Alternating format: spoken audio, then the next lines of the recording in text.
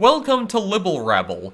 This is an action puzzler arcade game that was originally developed by Namco and released back in 1983 exclusively in Japan. In this game, you control two arrows named Libble and Rabble, and I'm not kidding when I say that they are literally just arrows, because yeah, that's all that they are. They are quite literally just colored arrows that have been personified for some bizarre reason. Now, the actual objective of this game is that you need to go around and harvest all of the mushlins on the field.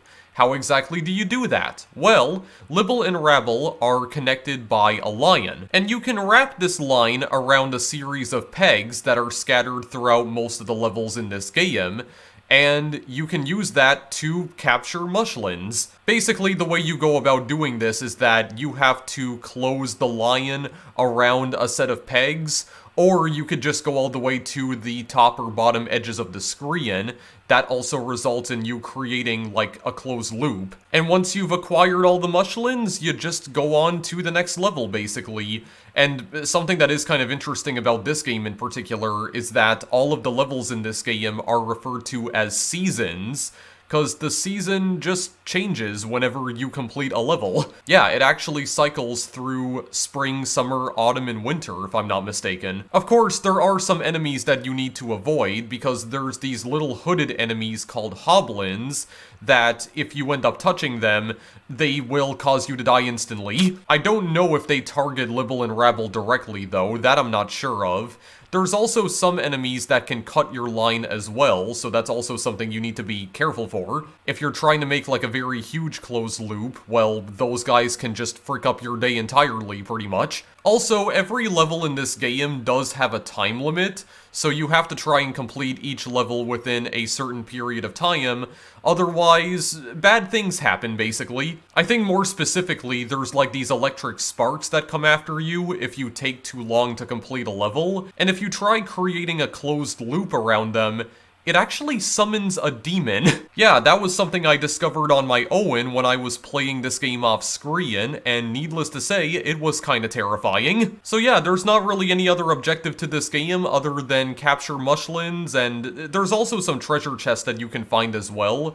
Those are usually hidden around the field. You have to try and find those on your own, however. There's usually a detector that will give you a general idea as to where the treasure chest is hidden, and you have to just form a closed loop around the chest in order to open it. And there's also these little furry creatures that pop out of the chest as well, and you have to create closed loops around them in order to go to a bonus round, which involves just finding more chests and opening them up. You know, for bonus points, because those are things that actually mattered in games back in 1983. Yeah, so I think it's fair to say that Libble Rabble is definitely another one of Namco's more obscure arcade games. And I think that's kind of a shame, actually, because I was playing this game off screen for a few minutes, and I feel like this is actually one of the more creative games that Namco put out back in this time period. I wasn't expecting too much from it, but like, I was genuinely surprised by this one, man. Like, this game is surprisingly fun for what it is. The best way that I can describe Libble Rabble is that it's kinda similar to Taito's arcade game Kicks, if you've ever played that game before. Kicks was an arcade game that revolved around capturing as much of the screen area as possible. Like, there were these little lines that you were controlling, and you had to form like closed loops in order to capture different parts of the screen, and that's how you navigated through all the levels, or that's how you beat all the levels. Libble Rabble kind of follows the same general idea, but it's definitely a bit more strategic than that, because there's a lot more enemies that you're dealing with. And you can also wrap your line around the pegs diagonally in this game, which I don't think Kicks allowed you to do that, but I don't remember for sure. Feel free to correct me if I am wrong about that. And much like every other arcade game around this time period, Libble Rabble does not have a proper ending. I think the game does technically have like an endless amount of levels, but I do think they repeat themselves after a while. Either that, or it might be similar to Pac-Man, where the game just breaks entirely once you get to level 256. Speaking of Pac-Man, actually, This game was designed primarily by the creator of Pac-Man, that being Toru Iwatani. Now, Toru Iwatani was not responsible for every single design aspect in Libble Rabble. As a matter of fact, he became uninvolved in this game's development not too long after it started, mostly due to the fact that he was just working on too many other projects at Namco at the time, so he decided to hand off the game's development to a different staff member at Namco. Also, from what I could gather, Libble Rabble was originally meant to be a licensed game.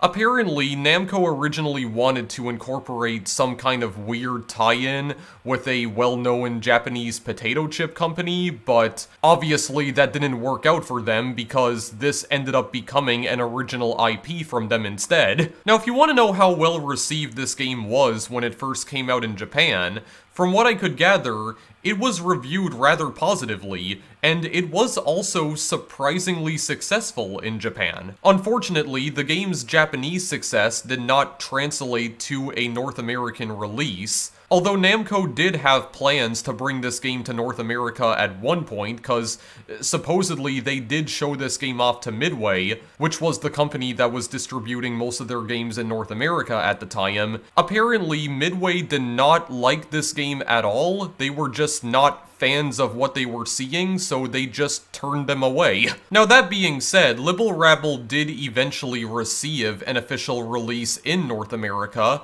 because Hamster Corporation, those retro-lovin' rascals over at Hamster, they did eventually acquire the rights to release this game on PlayStation 4 and Nintendo Switch as part of their Arcade Archive series, and that happened fairly recently because those ports of the game only came out around late 2021. The game did also receive some console ports in Japan as well, including to the Super Famicom, surprisingly. The Super Famicom version came out in like 1994, I think, so quite some time after the arcade version came out. I'm guessing that it's probably an original version of the game, like built from the ground up, but I don't know that for sure, I'm just guessing. Anyway, I don't really have anything else to preface the video with, so I'm gonna just show off the dip switches quickly. Something that is very interesting about this game is that this is essentially like a twin-stick game. It actually kinda has twin-stick shooter controls, which is very weird for a puzzle game, but I do know how to control both arrows independently, because you actually do have to control them independently in this game. So you have a lives counter, you have the bonus lives, and there's actually a lot of bonus lives that you can get here, as you can see. Coin A, freeze, rack test, which I'm guessing is just the same thing that we saw when we played Mappy, where we can just kind of like cycle through levels, probably. Demo sounds, coin B. I don't know what this practice mode is, but that's turned on by default. I don't exactly know what this implies, though.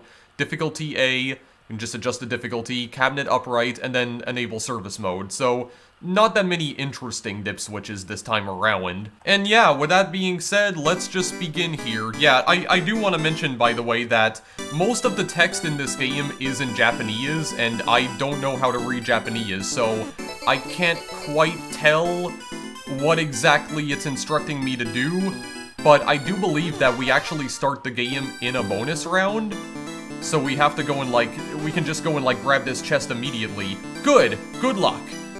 Yeah, so it kinda starts on like a very simple bonus round. I think it's just like instructing you on how to actually like grab chests in this game.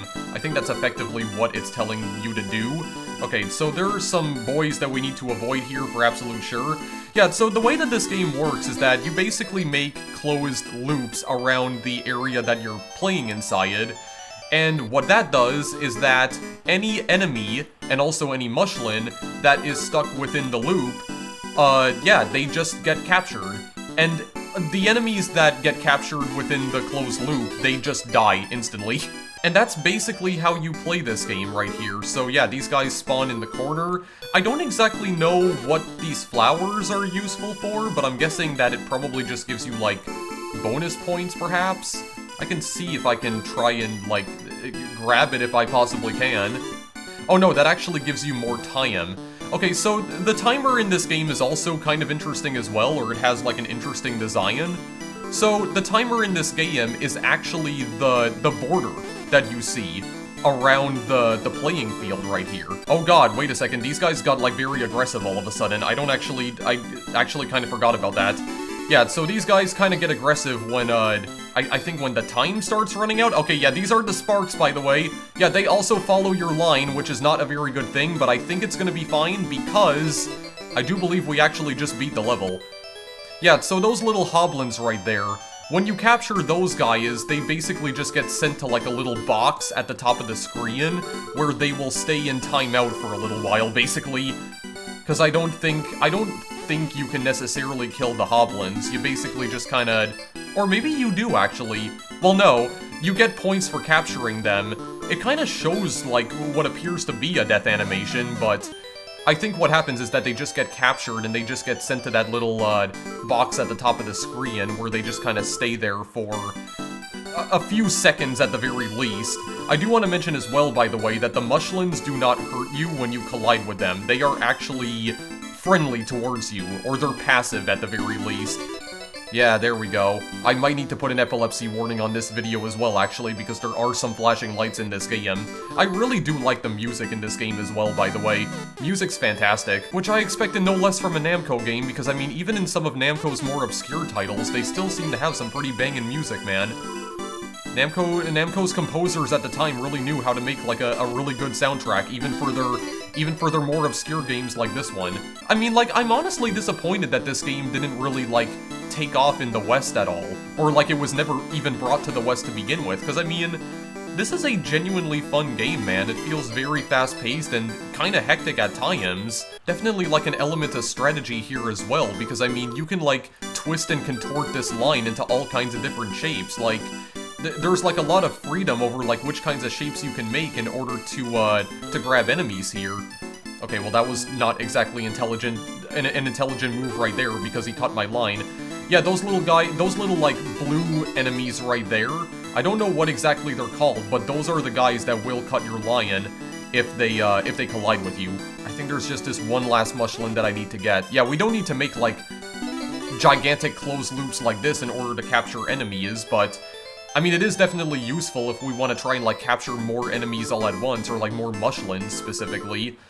Yeah, this is not always a good idea to do, because, I mean, yeah, these little guys that cut your line, yeah, they're constantly spawning everywhere. That's the only thing. That's the only issue here. Okay, we did get the flower. Okay, when we killed those guys, we actually get 1,000 points.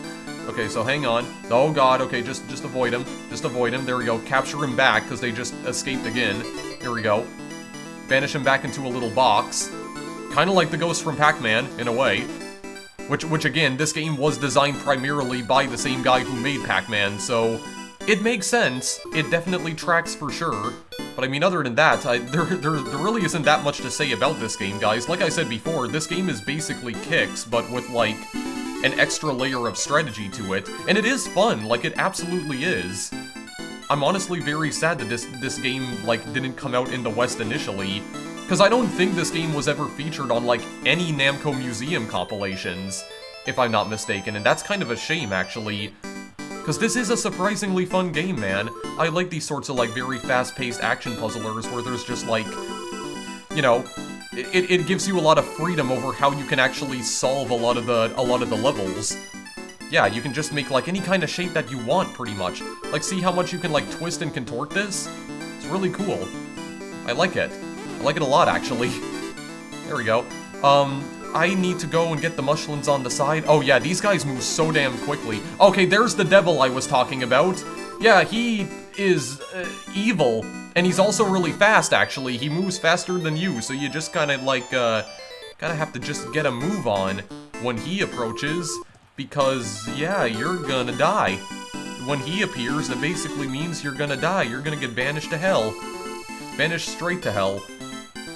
You'll also notice as well that whenever we are making closed loops here, it does kind of destroy the playing field in the background. You can see, like, the actual shapes that you made here.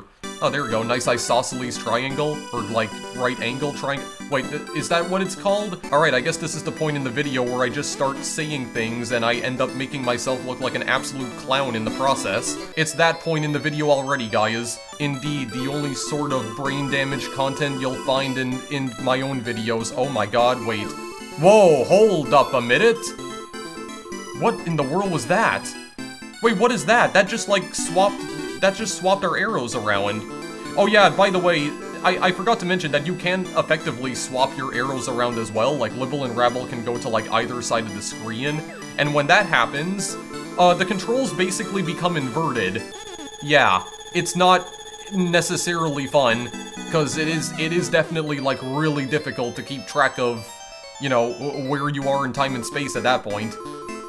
Yeah, because nobody likes inverted controls, right? Or actually, no, I think most people actually prefer inverted controls, don't they? I don't really know, but like, yeah, it's weird, basically. The game actually becomes surprisingly hard to play when that happens, but it's okay.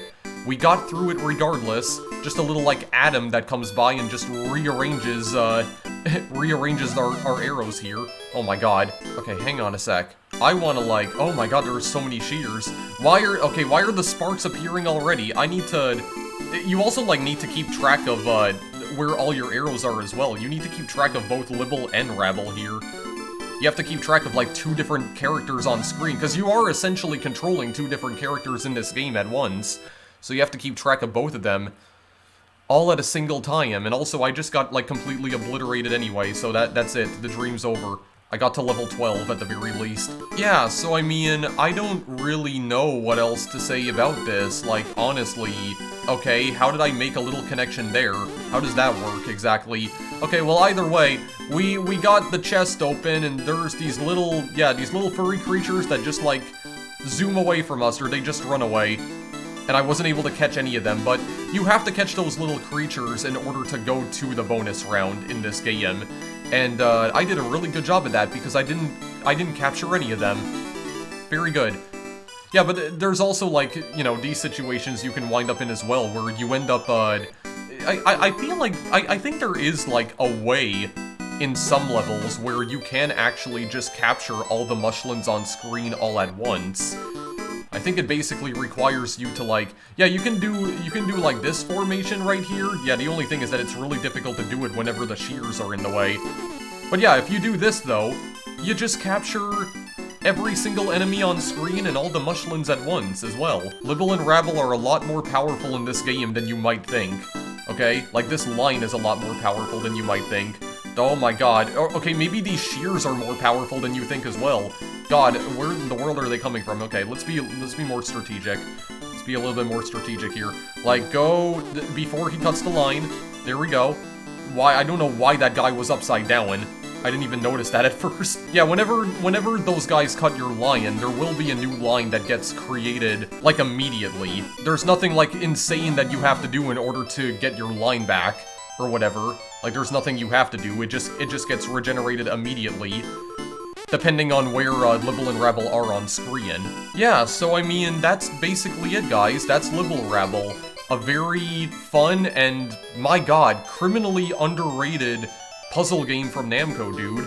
I'm honestly kind of disappointed that this never really caught on, because I mean, there was no other Libble Rabble game that was ever made. Oh, by the way, I just actually remembered what the point of these, I just remembered what the point of those flowers are for. So sometimes they drop fruit that you can pick up, and the fruit grant you invincibility, so nothing can actually hit you, aside from those other enemies with the giant blue mouths, because they can still cut your line. Yeah, they still have the ability to cut your line regardless, but yeah, it does actually make you invincible. Oh yeah, and the timer also drains as well, and it gives you bonus points when you're invincible. Very nice indeed, because I don't think it does that normally.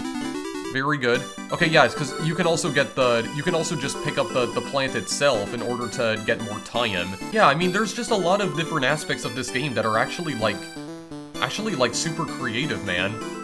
I'm honestly surprised that this didn't end up becoming, like, an entire Namco franchise.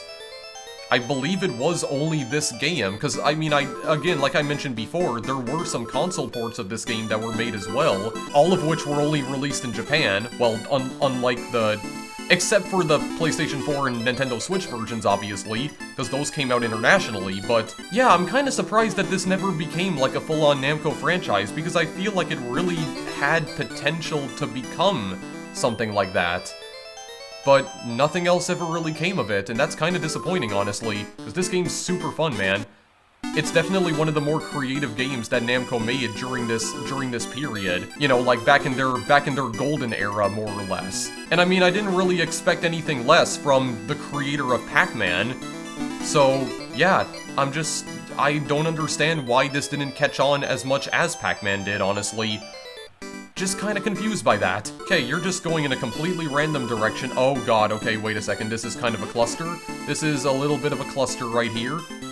What kind of cluster, I'm not gonna say, because I'm not that kind of YouTuber, but definitely not against other people saying what they actually want to say. There we go. Very nice indeed. Yeah, I don't really know what else to even, like add here, honestly. I don't know if those guys that cut the lines can hurt you, though. I don't know if those guys can, like, kill you if you collide with them either. It doesn't matter, because, I mean, we just beat the entire level again. There we go. Very nice. 41,000 points. I don't even know if that is, like, a good high score or not. I don't know what, like, the world record for this game is at all, but yeah, there we go. I mean, I do feel like it's a lot easier to just go to the edges of the screen in order to make, like, a closed loop. Oh my god, I actually destroyed the atom and I got 1,500 points. Nice. Very good. Let me just... Okay, there we go. Be a little more strategic. This is the last dude right here. There we go. Yeah, I can't think of, like, anything else to add to this. Oh, I actually just realized there's only 4 pegs in level 12. Oh, and these guys appear, like, instantly for some ungodly reason.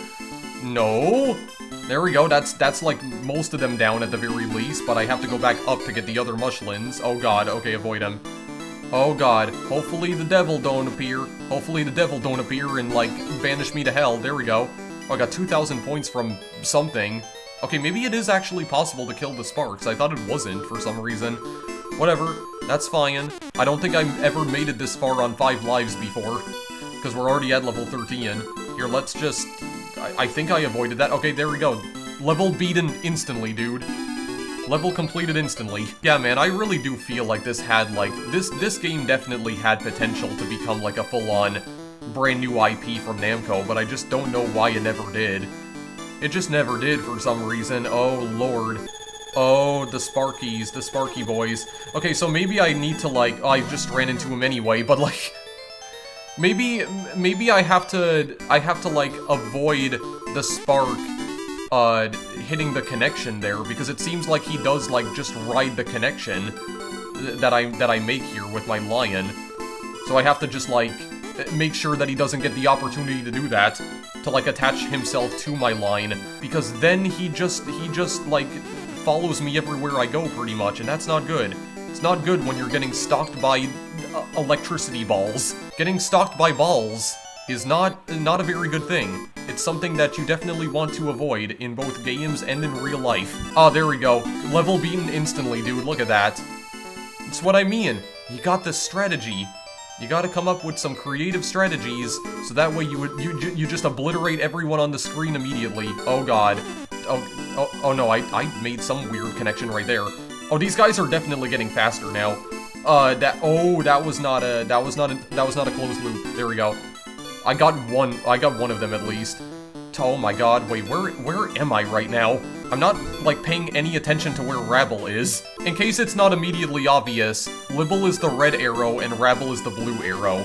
I'm not sure if I mentioned that yet, but yeah, that's what I'm referring to when I mention either Libble or Rabble. Okay, there we go, I think I got one of the sparks at least. Does that kill him? Oh no, that doesn't actually kill him. Okay, so I was just imagining that entirely.